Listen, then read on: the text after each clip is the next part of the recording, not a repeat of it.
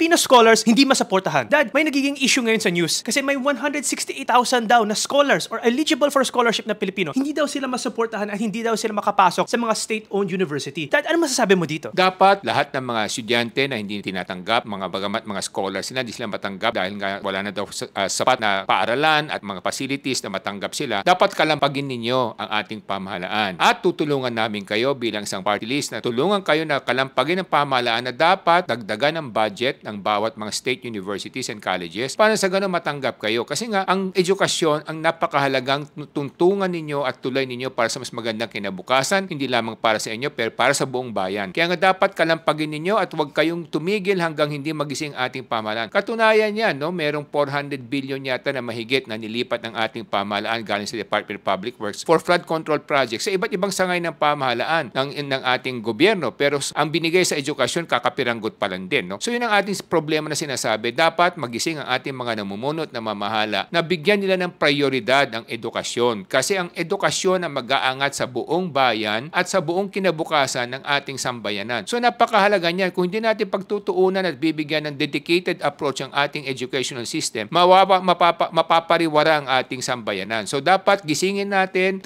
pagtulungan natin na yanigin ang damdamin ng bawat namumuno na bigyan ng sapat na atensyon at suporta ang ating mga kabataan. Ang layunin ng Ilocano Defenders ay ang future ng bawat Pilipino. At isa sa mga paraan para gumanda ang future ng lahat ng Pilipino ay gumanda ang quality ng education dito sa Pilipinas. Pero nakita natin ngayon sa mga corruption scandals na nag-rock sa ating news na ilang bilyon ang nawawala kada taon dito sa Pilipinas na pupunta sa mga ghost project at napupunta sa mga bulsa ng mga ilang government official. Ang ipaglalaban ng Ilocano Defenders na ang mga budget na to dapat pumunta sa tama, dapat pumunta sa pag-upgrade ng quality ng education para dumami ang mga schools, gumanda ang mga schools, at mas dumami pa ang mga teachers para mas marami tayong mga scholars na ma-enroll dito sa Pilipinas para gumanda ang future ng lahat ng Pilipino. Ang kayamanan ng isang bayan ay wala sa likas yaman. Ang kayamanan, ang totoong yaman ng isang bayan ay nasa mga mamamayan. Kung ang ating mga mamamayan ay mabibigyan ng mas mataas na karunungan at kaalaman, mas gaganda at sasagana ang kinabukasan ng sambayanan. Maraming pong salamat. Ako si Michael Sai, inyong dad ng bayan. Ako po ay si Solomon Sai, ang inyong kuya ng bayan.